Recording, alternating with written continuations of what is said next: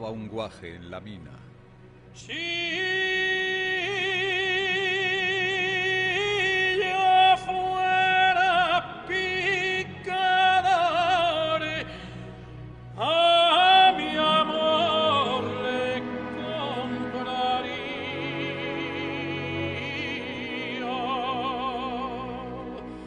un collar de rojos corales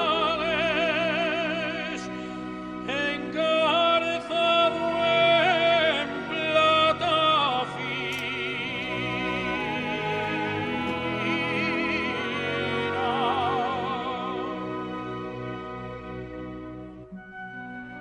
15 años como 15 cartuchos de dinamita, con el fuego del grisú ardiendo en la sangre arisca, por el amor de una moza que de su amor no sabía.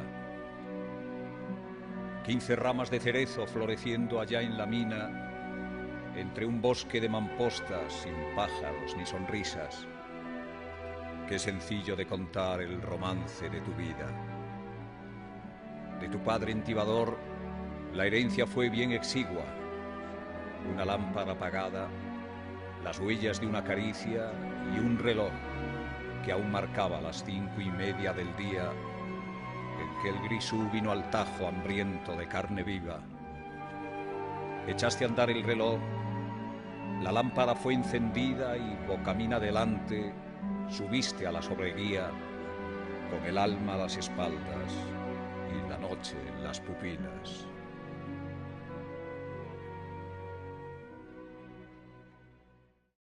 Pozo San Jerónimo, historia de Teberga y de los teberganos. ¿Y quién mejor que Juan, minero toda la vida, para que nos cuente un poco la historia de la minería, ¿no?, de Teberga, cómo trabajabais, en qué condiciones y cómo fue aquellos años, Juan? Bien, bueno, yo empecé a trabajar en el año 1965, entré de aprendiz en el taller mecánico de Uyasa con 14 años, y bueno, hasta el año 92, que cerró Uyasa, pues trabajé siempre en esta explotación. La historia de Uyasa es muy peculiar porque cuando se creó UNOSA, se creó efectivamente porque las empresas mineras entraron en crisis, se creó UNOSA, empresa pública, para hacerse cargo de la extracción del carbón y del personal. Uyasa, por razones que aún desconocemos, se nos denegó la integración en UNOSA y en una empresa deficitaria como todas las demás. En aquella época el empresario era catalán, José Alonso Bretón, y el director de UNOSA era Víctor Ayola Berjano, que murió hace poco, y por una enemistad personal, se decía, incluso un problema de faldas, digamos, cuando eran estudiantes, pues esa rivalidad la pagamos los teberganos. Fue una injusticia porque si UNOSA se crea para que sustieran las empresas privadas, Uyasa tenía todo el derecho del mundo. No se hizo así. En el año 71 se creó una comisión interministerial encargada del cierre de Uyasa, se hizo un plan de cierre a 3 años, hubo prejubilaciones y era una muerte anunciada. En el año 74, gracias a que los israelitas y los árabes se liaron a tortazos, la guerra famosa de los 6 días, incrementó el precio del petróleo y subió el precio del carbón, se prorrogó nuevamente otros 3 años el plan de cierre, hasta el año 77. Uyasa estaba intervenida por Hacienda con una subvención de 22 millones y solamente subsistíamos gracias a la producción que dábamos, que se exigía 200 toneladas diarias de producción, y la subvención que se tardaba en cobrar pues prácticamente casi hasta el año siguiente. Eso derivaba en muchos conflictos porque Uyasa es la única empresa existente en la comarca de los Valles de Trubia. Aquí venía gente queirosa y Proza a trabajar, y defender Uyasa era defender la industria más importante de todo el concejo, y de hecho se involucraban los agentes sociales, los comercios, el ayuntamiento. Aquí hubo huelgas comarcales, aquí hubo de todo, como luego veremos los paneles con los reportajes fotográficos de encierros, de huelgas, de manifestaciones de todo tipo. ¿Cuántos obreros llegó a haber trabajando? A ver, cuando la mina de montaña, todas esas montañas que vemos se explotaron anteriormente. Ahí llegó a haber 800 trabajadores. 800. Estaba la casa de Santianes. Tú te acordarás del camión de la pachanga famosa, un camión con un toldo, subía a los trabajadores de Santianes a Campiello, ahí andando hasta las explotaciones de montaña. Sobre el año 60-65 ya se empezó a concentrar la producción en el pozo porque se agotaba ese yacimiento. Aquí en el pozo ya se bajó a 300 y pico trabajadores. Y últimamente, en el año 92, cuando cierre, éramos 220.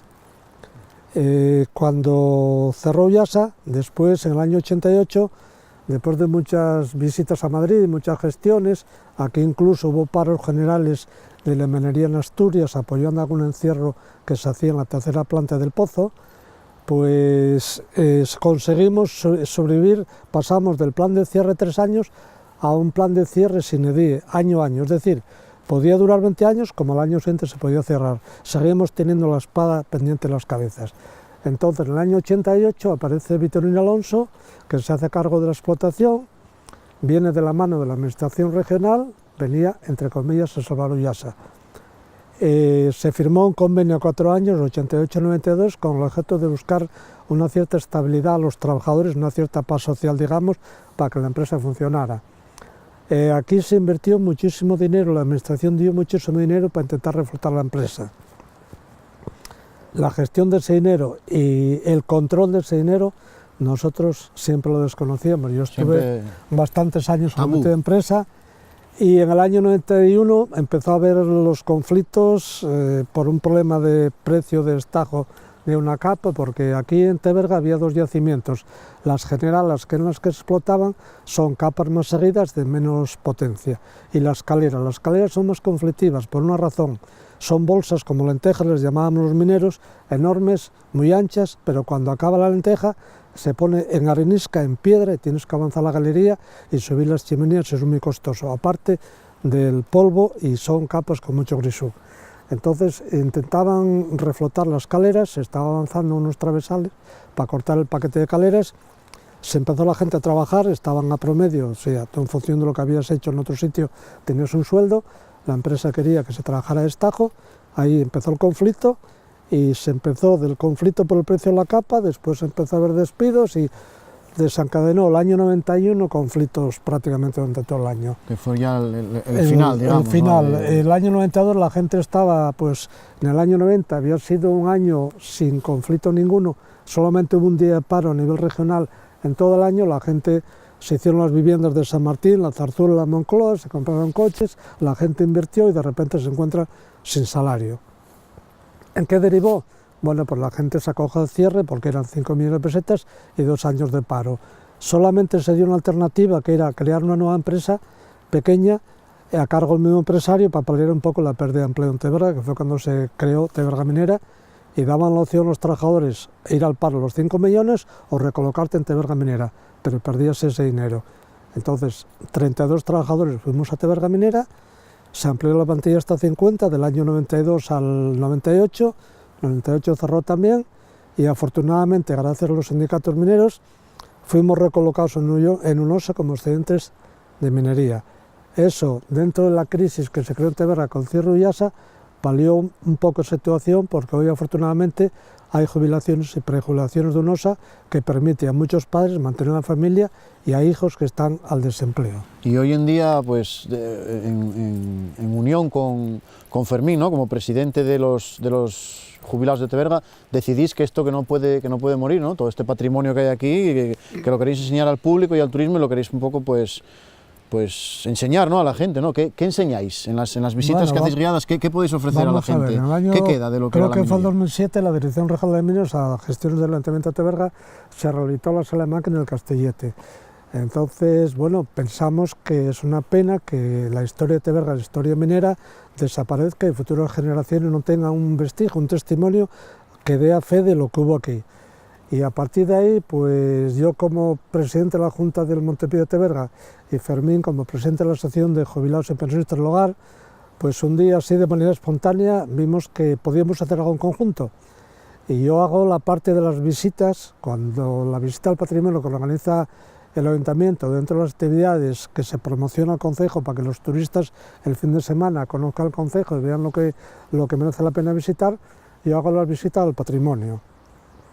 Enseño la sala de máquinas, el Castellete, una galería de madera que hemos hecho ahí los mineros jubilados de Uyasa, y después cuando alguien viene a la oficina de turismo a San Martín y muestra interés en visitar estas instalaciones, yo de manera altruista y encantado de hacerlo, lo enseño. Además, animamos a la gente a que venga porque aparte de enseñarlo, lo enseñan con alguien que digamos que lo mamó, Sí, ¿no? bueno, Desde, sí, o sea, que fuiste un minero y que sabes de qué hablas y que no hablas de papel ni de yo estudiar, ¿no? Que lo hablas lo de... que cuento son experiencias y vivencias personales. Yo el guión me lo traigo en la cabeza de toda la vida, Claro. entonces no cuento nada que no haya vivido ni Sí, que pasado por viviste ello. en tus propias carnes y Exactamente. sabes lo que es bajar por esa jaula a diario, ¿no? ¿Cómo era la vida de un minero, el día a día? Bueno, la vida de un minero, el minero de Uyasa, pues al ser una empresa privada, limitar recursos era difícil, los medios técnicos eran escasos, las condiciones, el equipamiento para el trabajo en cuanto a materiales, medidas de seguridad, pues eran las mínimas e imprescindibles. Al ser una empresa deficitaria, basta ver cuando se empezó a trabajar en el pozo, te cambiabas en Santianes, en la casa SEO, cogías la lámpara y tenías que subir andando este kilómetro. Lloviera o nevara, podías llegar aquí mojado y entrar para la mina, y al salir igual.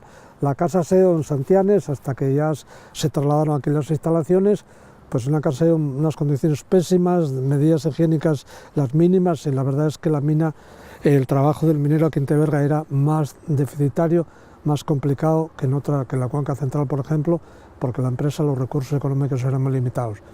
Una vez que se hizo cargo de la empresa con las ayudas estatales, pues se hizo aquí la casa SEO, la lampistería, entonces ya nos cambiábamos aquí.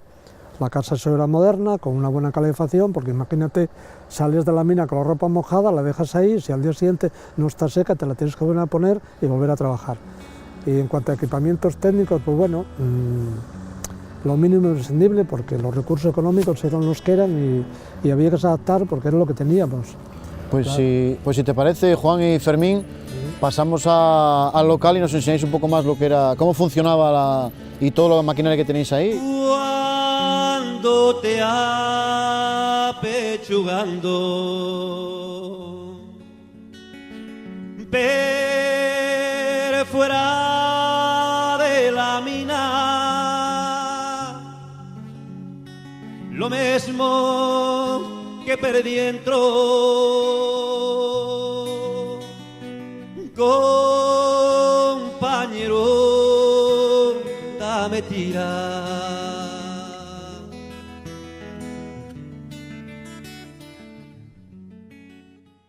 Pues ahora estamos en la sala de máquinas, ¿no? Sala de extracción, digamos, ¿eh, Juan? Sí, máquina de extracción del Pozo San Jerónimo. Aquí en las visitas explicamos a la gente, primero tenemos 150 fotografías en paneles relacionadas todas con la minería de Teberga, con personajes de Teberga. Tenemos material de mina, martillos de picar, martillos de barrenar, que la gente nos fue aportando voluntariamente. Tenemos lo que es la máquina de extracción, las bobinas, el cable, en la cabina del maquinista, y en la parte de abajo tendríamos la... Esto, para la gente que desconozca un poco el tema de la minería, esto, ¿qué función tenía esto? ¿Para qué servía? Esta era la máquina de extracción que extraía las jaulas con los vagones y el personal, y se utilizaba para bajar la madera. Anteriormente se bajaba una mula que había aquí trabajando en tiempos ya remotos, había que la meter y sacar en la jaula todos los días, hasta que pues se le hizo un local abajo para que no saliera porque no cogía bien la jaula. Entonces, tiene un sistema, gira en un sentido, movido por un motor eléctrico, está en la parte de allá, y si os dais cuenta de, bueno, pues una jaula SEO trabaja como, pues muy sencillo, un cable sale por arriba y el otro por abajo, con lo cual, girando en el mismo sentido, uno enrolla y el otro desenrolla, porque subían las jaulas cargadas con 2 vagones de carbón, que pesaría más de 1 tonelada cada uno, y como contrapeso para ayudar al motor, pues bajaban 2 vagones vacíos para contrapesar y ayudar al motor a trabajar. Digamos un poco para que lo entienda, un ascensor, o sea, el motor de un ascensor, sí, digamos, sí, lo ¿no? mismo, O sea, un ascensor, solamente que es una jaula. Y que bueno, bajando por la caña del pozo, pues llovía, había goteras, claro. ¿Qué profundidad llega a tener? A ver, el pozo tiene 250 metros, son 3 plantas, pero después, una vez que el campo de explotación se fue agotando, en la tercera planta, como a 1 kilómetro del embarque, se dio un plano inclinado para ganar una explotación más, la 4ª planta. O sea, eso está dentro de la última galería del pozo. Y después, esto comunicaba con la mina de Santianes, la 2ª sección, se utilizaba la galería de acceso para ventilación y entraba la gente a trabajar. El sistema de ventilación era muy sencillo, el ventilador estaba instalado en Santianes, aspiraba aquí de la boca al pozo y hacía que se moviera el aire, un circuito para sacar los gases y la toxicidad dentro de la mina. Había sitios que tenía mucha fuerza el ventilador e incluso te llevaba la chaqueta y se la llevabas quitada, de la fuerza que tenía. De la fuerza que tenía que estar ventilando Hay que continuamente. mover todo el aire al interior de la mina, estar en circuito constante, aspiraba por aquí y lo sacaba la maleza por Santianes. Aquí tenía que haber siempre una persona de continuo, ¿no? Esto era el maquinista de extracción, que estaba continuamente, era un trabajo muy laborioso, de mucha responsabilidad, porque la instalación era muy antigua, aquí no había pantallas para ver la jaula, simplemente quiero recordar a Alfredo de las Ventas, a Antonín Fuixó, a Jaime de Carrea, que eran los maquinistas, y estaban con un genéfono aquí en la oreja, y si dabas una voz en la caña del pozo, en cada planta había un genéfono y lo oía. Hubo un caso muy curioso que por la mañana, al bajar el personal, se había elevado el nivel del agua en el pozo hasta el embarque en tercera planta, donde el personal se bajaba. Y Alfredo estaba con el genéfono puesto y la gente los empezó a meter entre el agua. Y él oyó voces, instintivamente sacó a la gente al exterior y ya estaban en el agua hasta el vientre. Si él no está atento y fuera tan responsable, los hubiera metido entre el agua y los hubiera ahogado. Siempre que había que hacer un mantenimiento de la caña del pozo o tal, siempre el personal exigía a Alfredo, el maquinista, porque era el más responsable, el que más experiencia tenía. Porque a veces, cuando había una avería, esta bobina con ese piñón se desembragaba, quedaba fija y había que bajar con una sola, y era muy peligroso porque no había contrapeso para equilibrar el peso de la jaula. En la planta 14 en el pozo minero, de la tarde amarilla 3 hombres no volvieron. Hay sirenas, lamentos, acompasados ayes a la boca del pozo. 2 mujeres de luto anhelando 2 cuerpos y una madre que rumia su agonía en silencio. Aquí tenemos un martillo de barrenar, el Atlas BBD 43, que se utilizaba en la capa G3, que tenía una veta muy dura y los picadores tenían que barrenar y disparar para poder sacar el carbón. Seguimos, aquí tenemos el martillo de picar, el típico martillo, porque aquí se picaba a martillo, no había mecanización, y yo le digo a la gente, mira, te agarras esto con una mano y picas, y cuando te hablen de que los mineros ganan mucho, ¿te acuerdas de lo que pesa? ¿Cuánto podía pesar un martillo de estos, Pues Juan? 5 kilos como mínimo. 5 kilos. Esto se manejaba con una mano, estabas andamiado en el taller de arranque, y con la otra mano normalmente sujetabas la manguera porque te pesaba hacia, O sea, 5 abajo. kilos Pues en hay una que estar mano. con esto, y lo que vibra, que el codo te produce lesiones de codo que da gusto. Bueno, este era el cable que sujetaba la jala y aquí bajaba la gente colgada por este cable. Aquí tenemos ahora unos paneles de fotos. Fotografía. Bueno, aquí tenemos una foto muy curiosa del año 1902 de la Gaceta de Madrid, que era el boletín oficial del Estado, donde el Consejo de Ministros autorizaba a Uyasa la construcción del ferrocarril de Entrago a Caranga para enlazar con el de Fábrica Mieres, que bajaba de Quirós y llevaba el carbón a Trubia. 1902. Son fotos del exterior del pozo, aquí ves la jaula, el personal montado. Mira, que tienes a tu par. Unas fotos muy curiosas.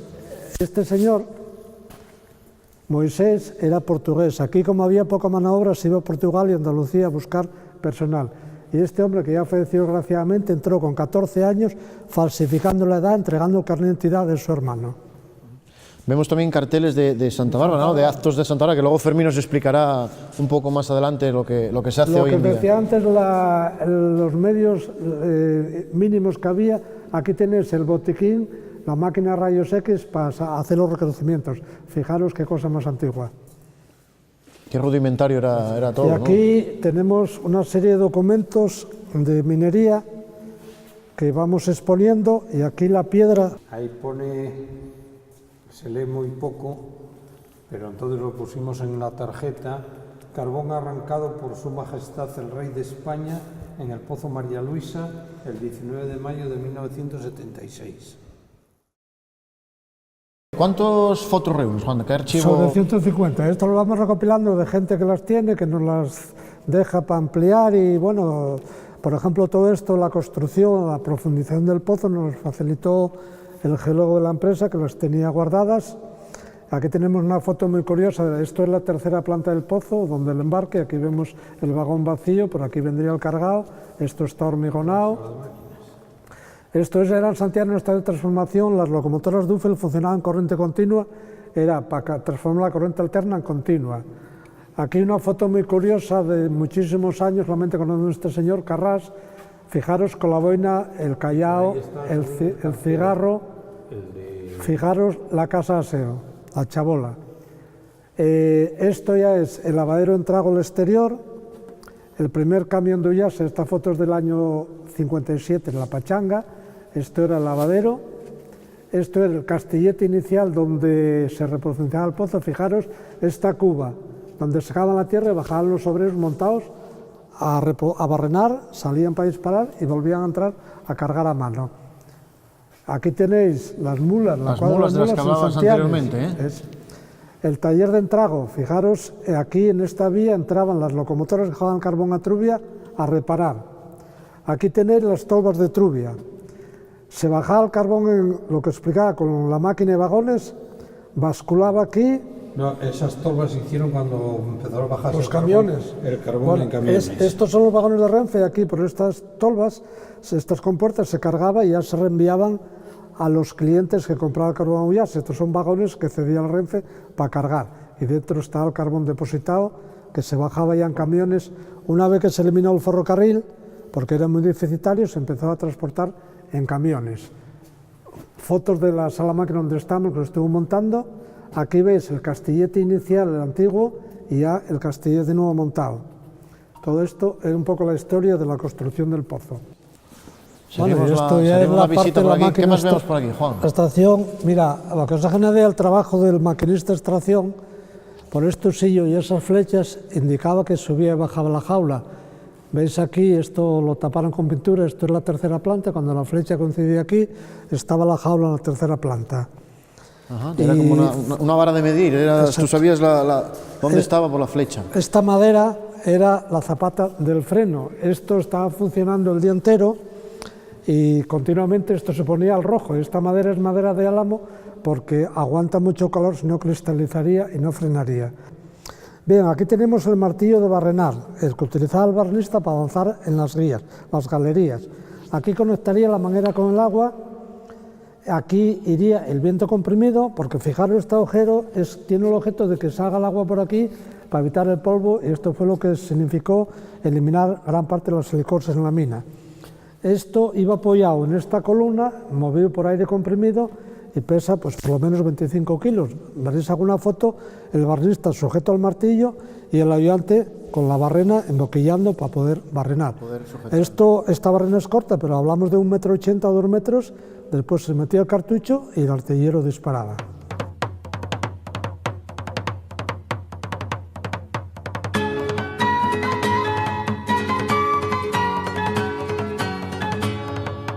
Estamos en la cabina de maquinistas, estas son las 3 palancas, el accionar el motor en un sentido o en otro, subía o bajaba el freno, y esto era el freno de seguridad. Cuando abandonaba la explotación quedaba bloqueado porque la jaula no se moviera. El maquinista estaba aquí con esos cristales quitados, veía la jaula afuera y siempre controlando esa mirilla, la subida y bajaba. Y con el genéfono aquí, pendiente de que dieran alguna voz en la...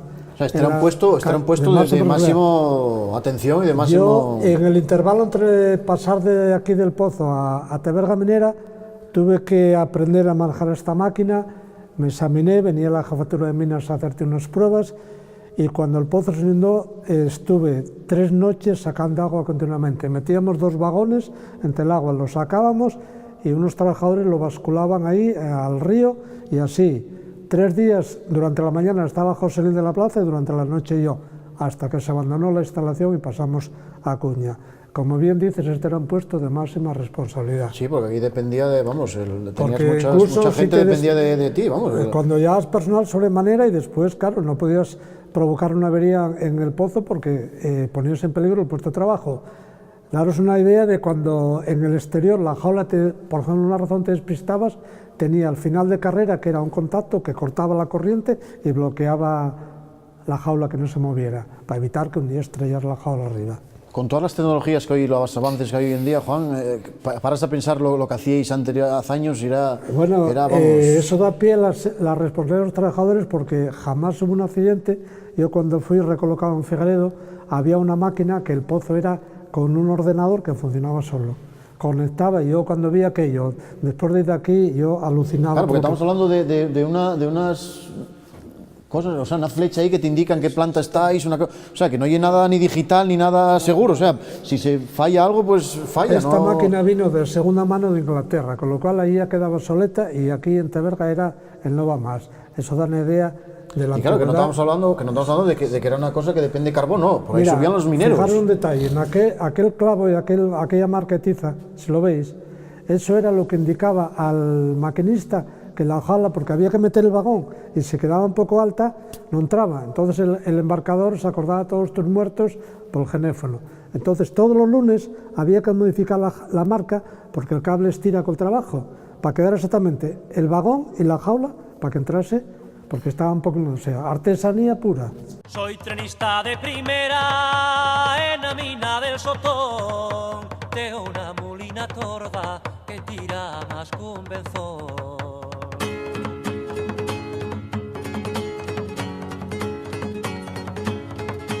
Y si de ella estira mucho, ella tira mucho más. No me falta la mi mula, más que echar la bulla al pasar.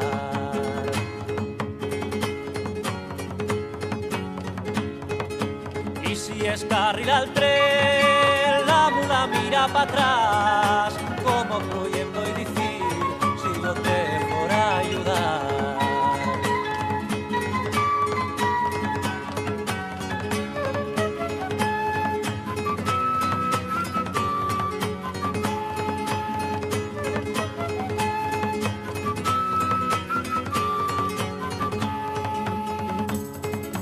Mas un día yo vi bien que la mula no tiraba, dentro ella la mi mula, que si no ida vence va.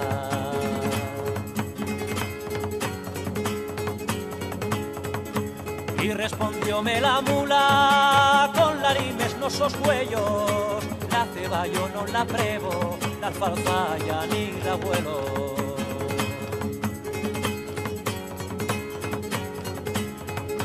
Teo manda ya mi oma, que esturra más la merienda, de una mulina torda quiero repartir con ella.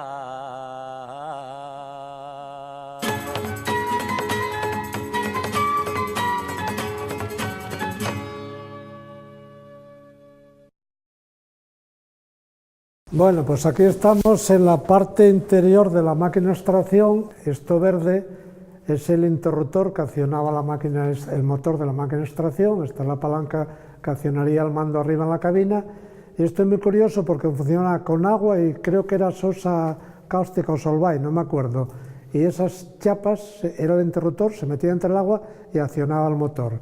El agua era con el objeto de evitar las chispas. Como ves, es un sistema antiguo, muy rudimentario, pero era lo que había. Era lo que había y era con lo que teníais que tirar.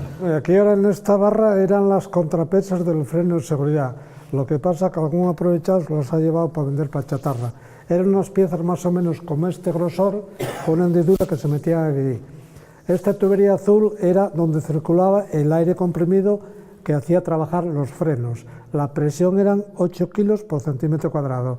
Esto significaba que en ese vástago, cuando bajabas la presión del aire que levantaba las contrapesas, iba accionando el freno que veíamos antes arriba y sujetando la máquina. Cuando abandonabas el trabajo quedaba esto paralizado, estas contrapesas bajaban al no tener la presión del aire y quedaba la máquina bloqueada para que no se moviera. Bueno, seguimos viendo más motores y más máquinas. ¿Qué nos puedes enseñar por aquí, Juan? Esto digamos que era como esto vamos a ver ahora, llamamos el contactor de la máquina de extracción. Esto sería el ordenador moderno. Estaba todo con fichas de cobre que hacían el taller eléctrico. Como veis, algún aprovechado también se las ha llevado. El cobre hoy está muy solicitado. Aquí iba bañado en aceite y esto se subía con esta palanca para que el aceite evitara el chisporroteo al accionar la palanca que movía el motor. Bueno, aquí en este panel veis los fusibles, los amperímetros, nos dan idea de lo que era la explotación de Uyasa, y los fusibles, el amperímetro, y esto era lo que, para arrancar el motor del compresor que hacía funcionar el sistema de frenos de la máquina de extracción. El compresor que tenemos aquí, Juan, que esto es una reliquia, ¿no? Esto es, vamos... Bueno, sí, esto por lo antiguo es una verdadera obra de arte, no se lo han llevado porque no cogía por el hueco, es muy antiguo. Como ves, todas estas tuberías era para que fuera refrigerado por agua, porque calentaría. Veis que no lleva protección las correas, que eran peligro para el trabajador si te acercabas aquí. Y esos volantes, para que hagáis una idea de la antigüedad, no tiene rodamientos para que gire. Era un material que se llama antifricción, que aguantaba mucho el desgaste y el calor. Lo tenemos que desmontar y reparar en el taller. Y este depósito era el calderín que se acumulaba el viento comprimido. Tenía un depósito donde regular la presión. Y ese dispositivo, un granate, es la válvula de seguridad que disparaba si la presión subía por encima de 8 kilos por centímetro cuadrado. Todos los años la Jefatura de Minas del Principado de Asturias venía y comprobaban los técnicos que realmente la válvula funcionaba correctamente para evitar un posible accidente. Pues vamos, si esto reventaría con la presión sería una auténtica catástrofe. La mina de la Camocha dicen que va bajo el mar y que a veces los mineros siéntenles o les bramar. Y bueno, después de tanto trabajo y tanto sacrificio y tanta dureza, Fermín, tú ahora nos vas a contar un poco esta máquina que era la que una vez al mes, digamos así, daba alegría a los mineros, ¿no? Que era la máquina con la que se hacían las nóminas, ¿no? Exactamente. Explícanos un poco el funcionamiento, ya que tú trabajaste con ella, ¿no? Sí, me tocó trabajar algo con ella en los años 65 al 70, por ahí. Es una máquina completamente mecánica. Llegó a Uyasa también de segunda mano, no sé si vino de Fábrica Mieres o de por ahí, de alguna de esas empresas, y con ellas hacían los libramientos, las nóminas. Por cierto, metía un ruido enorme. Salías de la sala donde estabas con un dolor de cabeza. Tal. Quien más trabajó con ella fue Ricardo Camblor. A mí me tocó también trabajar, pero Calo le tocó muchísimo. Y cuando había una avería tenía que venir un mecánico de León y empezar a sacar piezas y tornillos, porque no oye como ahora que, oye, cambias una placa y está esto completamente mecánica. Tú ya pensabas, ya esto no funciona nunca más ya, ¿no? No, cuando veías a aquel hombre sacar piezas y lo volvía a montar y funcionaba. No, para tener tantos años se conserva bien, ¿no? Tiene todas las teclas, tiene todo... Si no, se conserva, vamos. Esto la vimos un día cuando empezamos a intentar hacer este pequeño museo en un almacén en el colegio, y digo, joder, si esta es la longapas de la oficina. Y se lo comentamos al alcalde, a mí, ¿no? Y dijo, no, llevarla, la podemos llevar al pozo, llevarla por donde queráis, que... Y aquí está. Esta máquina, ahora que me hablas de que se hacían las nóminas, ¿no? Me viene el recuerdo cuando en Uyasa se pagaba en efectivo el día de cobro, que era, vamos, en San Martín era un día de fiesta por los bares, ¿no? De comidas y de... Sí, era un día que se celebraba muy bien y daba gusto aquellos días. Sí, pero cuando se empezaron a hacer las nóminas con esta máquina ya se pagaba a través de transferencia bancaria. Del banco. Ya la hostelería ya no estaba tan de acuerdo de esta máquina. No, ya se pagaba a través de transferencia. Cuando tú dices, era en la época que las nóminas se hacían a mano. Y sí, se pagaba en efectivo. Otro día de fiesta era, como no va a ser de otra manera, el día de Santa Bárbara, ¿no? Que siempre se celebraba. Sí, siempre. Sí, siempre tenemos aquí ahora como una pequeña reproducción que nos vas a comentar ahora un poco lo que se hace a día de hoy en el día de Santa Bárbara. Si eso, subimos a la arriba y vamos mirando un poco lo que hacéis y lo que tenéis allí expuesto, ¿no?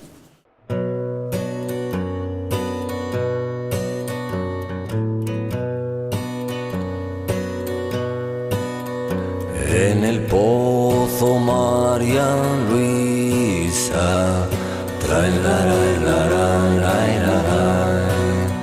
Murieron 4 mineros, mira, mira Marusiña, mira, mira cómo vengo yo. Murieron 4 mineros, mira, mira Marusiña, mira, mira cómo vengo yo. Como os decía, cuando yo cogí la presidencia de la Asociación de Jubilados, pues uno de los pasos primeros fue intentar recuperar la fiesta de Santa Bárbara en memoria de la minería en Teberga. Uno de los primeros pasos que dimos fue, como tuvimos viendo las fotos que hay, la exposición de fotos, el primer paso, un año, hicimos la exposición de fotos en el centro social, en el hogar, con fotos pequeñas, las que nos iban pasando toda la gente. Luego llegamos a hacer la fiesta aquí en el Pozo. Un día hablando con Juan, pues, no sé, surgió. Decidisteis hacer la misa aquí y hacer la festividad aquí, ¿no? Él me comentó, dice, no, está la sala de máquinas restaurada y tal, ¿por qué no entronizamos una imagen en el Pozo?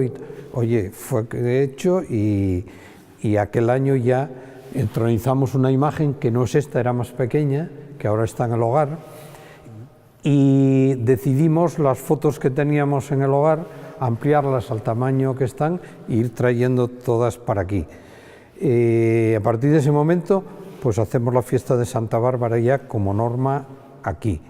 Hacemos la misa y la procesión alrededor del Castillete, con asistencia de bastante gente que ves que les encanta. Sí, que te anima a seguir haciendo cosas y a seguir recopilando fotos y datos y maquinaria y recuperar un poco la historia de lo que verdaderamente vivió Teberga toda la vida, que fue de la minería.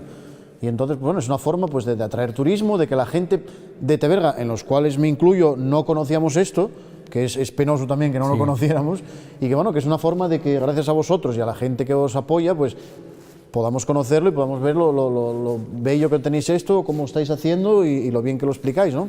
Porque como decíamos, sois gente que lo vivisteis desde toda la vida, fue lo que trabajasteis y fue en lo que sabéis hacer, digamos. Otro paso que dimos de cara a la fiesta de Santa Bárbara y a recuperar lo que Teberga fue en minería fue la escultura que está expuesta a la entrada de San Martín, en la rotonda. Eso fue hecho en el año 2014. Hablando Juan y yo también, así un día, ¿por qué no hacemos algo para que recuerde que Teberga fue minera? Exactamente. Y Juan se encargó de conectar con el escultor, con Gonzalo Prado, que fue el que hizo todas las esculturas del Montepío, nos dio todas las facilidades y ese año, el día de Santa Bárbara, conseguimos inaugurar la escultura que está ahí, con una placa que pusimos este año, que dice en memoria de la minería tebergana, Asociación de Jubilados El Hogar, Montepío de la Minería y Ayuntamiento de Teberga. Recordar que esto es una cosa que hacéis desde la Asociación de Jubilados y desde la Asociación de Montepío de la Minería de Teberga, ¿no? O sea, que no es una cosa que hagáis ni con ánimo de lucro, ni con ninguna ayuda que no sea vuestro esfuerzo y vuestra colaboración. Todo lo contrario. La escultura la hicimos con suscripción popular. Por cierto, el escultor solamente cobró el material. Su trabajo fue completamente gratuito. La mano de obra no... Sí, pues completamente gratuito. Y el material intentamos sufragarlo a través de unas aportaciones populares. El resto, lo que no se cubrió con esa aportación, lo pagó la Asociación de Jubilados. Bueno, y ahora para ir acabando un poco esta agradable visita, Juan, quiero que recuerdes un poco tus tiempos de mineros y nos expliques un poco cómo era, digamos, este kit, ¿no?, de autorrescatador, nos expliques un poco, que te lo pongas y nos expliques un poco cómo era el funcionamiento, ¿no?, y en qué consistía. Vale, muy bien, mira, esto era la mascarilla que usaban los picadores para trabajar, imaginaros, estando trabajando, Se ponía así y aquí se ponía el filtro que todos los días cogía en la lampistería. Esto estaba trabajando con esto puesto para respirar, para no tragar el polvo. Bueno, y ahora aquí tengo el cinto, la lámpara, el autorrescatador.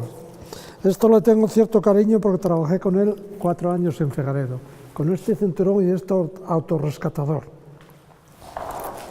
Me voy a poner porque pesa. Con esto estaba las 7 horas en la mina. ¿Esto en qué consistía, Juan? ¿Cómo funcionaba? ¿Cómo era el funcionamiento? Joder, ya se me olvidó para poner. Claro, traía menos ropa, claro. Eso era verdad. Pues la lámpara que se ponía en el casco, y ahora ya voy a ponérmelo así. El autorrescatador tenía como motivo, si había un accidente, te quedabas enterrado, que no podías respirar, esto lo abrías, lleva una composición química que al contacto con el aire te da oxígeno. Lo tenías que poner y tiene una autonomía de 25 o 30 minutos. Pero claro, el problema era que hacías prácticas fuera y muy bien, pero una vez que estás en la mina, enterrado, que ves que te puedes quedar allí, te pone nervioso, entonces te daban calor la garganta, que la primera reacción era de nerviosismo, de tirártelo todo. Pero bueno, gracias a esto se salvaron vidas a la mina. Y después, cuando empezó a ser obligatorio, tenías todos los días que andar cargado con esto durante las 7 horas, aparte del trabajo que hicieras. Eso lleva un peso, digamos, Esto, al final del día, pues, entre esto, el casco, la lámpara aquí puesta y demás, bueno. Sí, no, eran unos cuantos kilos que había que llevar, sí. Y bueno, y las condiciones, que no estabas caminando por el pasillo de casa, digamos. Que hacías, pues yo, por ejemplo, tocaba repartir la madera o bascular tierra o tal, y el que pica carbón lo mismo y el barnista lo mismo. Y después, esto tenías que esto no había nadie que lo mantuviera, esto tenías que cada uno mantener el suyo. Cada vez tenías tu número de lámpara, tu número de autorrescatador y te lo ponías todos los días. Después, bueno, aquí como cosa anecdótica, cuando hacemos las visitas guiadas, sobre todo si traen críos, lo ideal para los padres, para los críos es vestirlos, ponerles el hacho aquí, coger la pica, se hacen la foto y ponen la caracterización los padres que ni os cuento. Claro, eso sí. Son mineros por un día. Bueno, Juan, y luego ya, como último, tenemos aquí el vestidor, digamos, ¿no? Tenemos aquí la percha de la ropa, digamos. Cuéntanos un poco. Sí, una muestra más. Antes me preguntabas las condiciones de trabajo de los mineros de Teberga, aquí tenemos una muestra palpable. Esta es la percha que había en la casa antigua. Aquí cada uno teníamos una percha y colgabas, si salía a trabajar, la ropa sucia para que secara. Pero podía haber un compañero al lado que entraba, te ponía la ropa limpia y se juntaba. Entonces, se juntaba todo lo sucio con lo limpio. Se manchaba después ya en la casa nueva eran taquillas, cada uno tenía una taquilla para la ropa sucia y otra para la ropa limpia. Aparte, esto estaba colgado y con el calor de la estufa, pues tenía que secar. Si estaba mojada y al día siguiente no estaba bien seca, pues te la tenías que poner y volver a entrar a trabajar. Y arriba ponías las botas de goma, la funda, la toalla, bueno, tenías más ropa y tal. Es una muestra para que la gente tenga una total. Exactamente, sí. Solo nos queda, Juan, ya que nosotros tuvimos el privilegio de que nos enseñarais todo esto, decirnos cuándo puede la gente venir a ver esto, en qué horario y en qué épocas. Bueno, pues nada, en primer lugar, gracias a vosotros por echar aquí la mañana recopilando la historia de Teberga y ayudándonos a divulgar esto que tenemos. Las visitas, normalmente, la visita al patrimonio ya incluye una visita guiada organizada por el ayuntamiento, pero después, durante el verano, todos aquellos que van al oficina-turismo y muestran interés por visitar estas instalaciones, me llaman por teléfono y normalmente estoy disponible y siempre vengo altruistamente a acompañar a la gente, además encantado de hacerlo. Nunca se perdió de ver por falta de asistencia o de alguien que lo enseñara. Para mí es una satisfacción recordar la historia de Teberga, que la minería siga vigente y que las generaciones venideras pues sepan lo que es la minería en Teberga y desde luego agradecer la colaboración también de la Asociación de Pensionistas y Jubilados que colaboran con todo y es una satisfacción con toda la gente que colabore por el futuro de Teberga. Nada más. Pues yo solo me queda que daros las gracias a los dos por haber enseñado lo que mucha gente desconoce, que es la historia de Teberga, y bueno, pues animaros a que sigáis recopilando fotos, a que sigáis recopilando material y a que sigáis haciendo pues de esto un perfecto museo, digamos, de la minería. Muchas gracias a los dos. Intentaremos, a vosotros.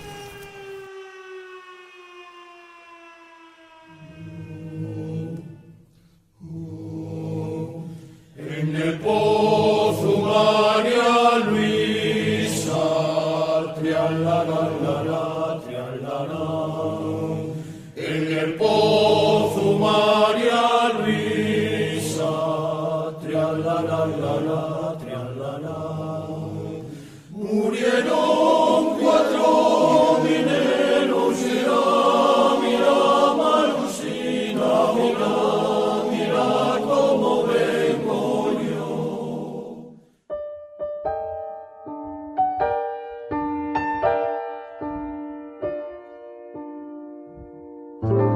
Abre la boca tierra, traga y vomita. Ya vienen los guerreros del pico y la pala. Ya se arrojan al laberinto oscuro las luciérnagas cíclopes que cantan y lloran.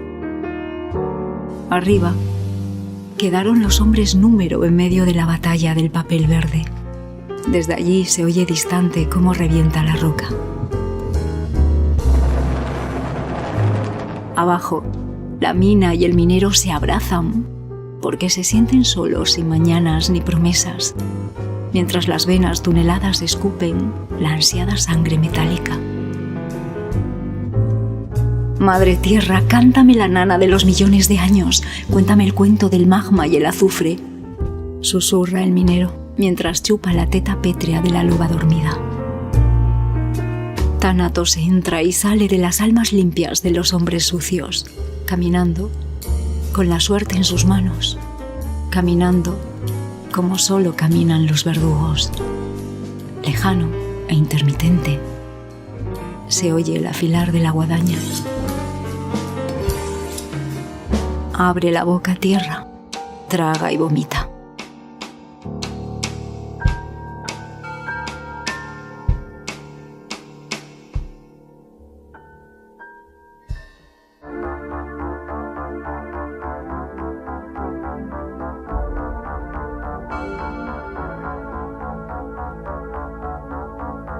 Santa Bárbara bendita, trailarai la la la la la. Santa Bárbara bendita, trailarai la la la la la.